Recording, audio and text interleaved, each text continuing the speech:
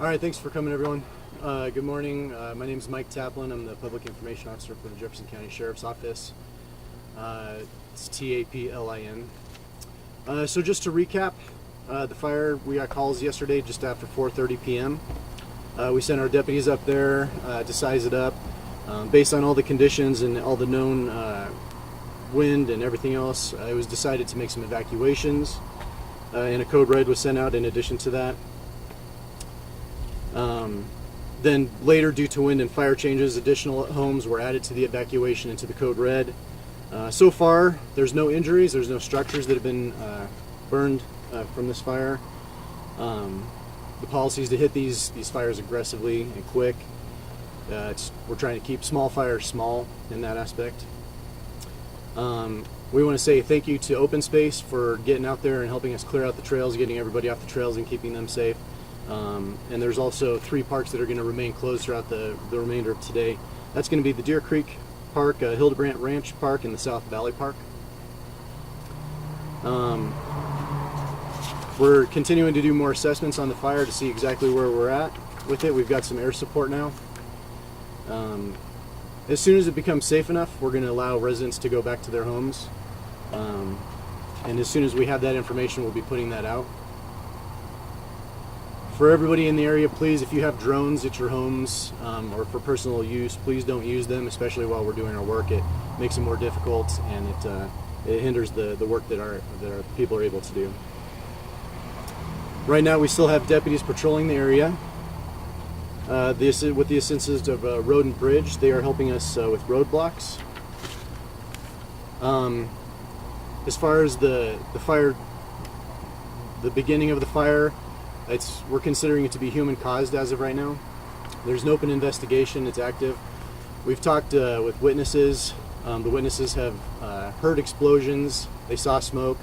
And then some witnesses have seen 2 juvenile males running from the area. If anybody has any information that can help us with this investigation, please call us and let us know. The phone number to our dispatch is 303-271-0211. I want to say thank you to there's a whole lot of people that are helping us with this, but the volunteer fire departments, Inter Canyon, who's the lead fire department on this, Indian Hills, Elk Creek Fire Department, and Evergreen Fire Department. And then additionally, thank you to all the other front range agencies, statewide and federal, that's coming out to help with this.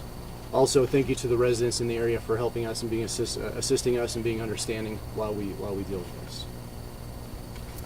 Are there any questions? So from where we were standing, we couldn't see any flames or any smoke. Can you give us an update on what that fire looks like right now in the area? So right now we've got air support. We're trying to assess that right now. I don't have the exact answer for that, but that is being assessed. But it sounds like, and it looks like, there was a lot of work that was done overnight. Can you talk a little bit about that too? Yeah, crews worked all through the night through this. Would you like? My name is Stacy Martin. I'm also a PIO for the fire. Crews did work until about 2 in the morning. Most of the flames were knocked down. They are going to work on hot spots today. We are concerned about the weather. Nice part is they were able to surround it with fire hose and be able to monitor it throughout the evening. Can you talk about how weather has helped and hurt your firefighting efforts? Absolutely. We were fortunate last night that the wind shifted on us and the fire blew back onto itself. It's extremely helpful in fighting the fire. I will say this is what they call a dirty burn. So there's underbrush still that may have caught on fire, but the underside is still potentially able to catch back on fire. So they're monitoring for hot spots today. They're going to walk the line. They're going to make sure things are safe.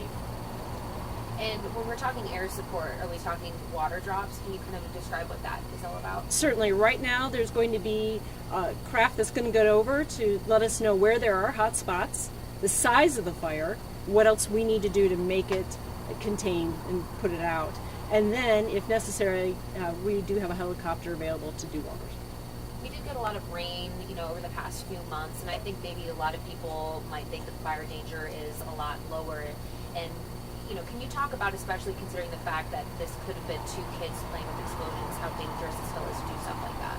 I will say it is always wildland season in Colorado. We do get some hot days. very low humidity, the sun, the wind.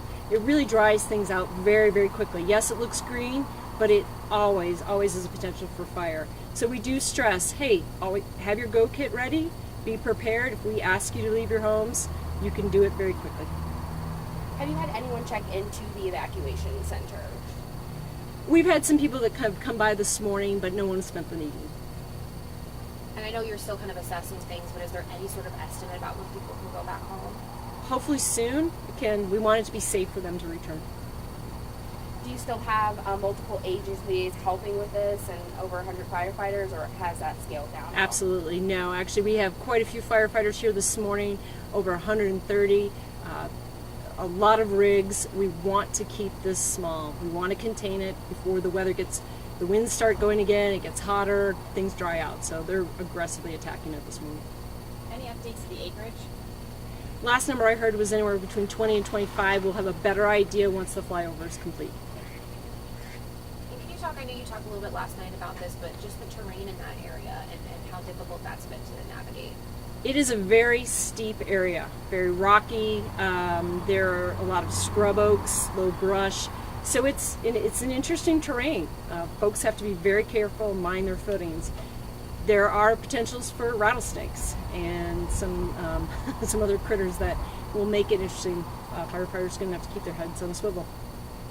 Even though there is more containment, is it safe to say now that some of the homes that were threatened are less threatened now? You know, firefighters are going to be mindful of weather conditions, what's going to happen with that, but as of right now, they have a good line around it, and if the situation changes, they'll aggressively protect the structures. Just to be clear, they've got a line around 100% of it. They have hose lines stretched around it. They're looking to see if anything's gone outside of it, but as of right now, they do have line around it. So just over the next 12 hours, what are you looking for? Well, we're going to watch the weather.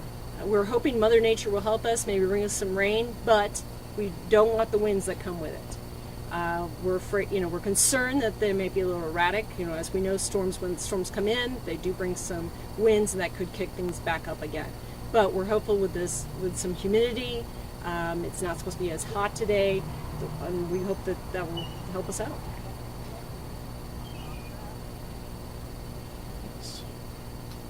All right, thank you, everybody. When's the next update going to be?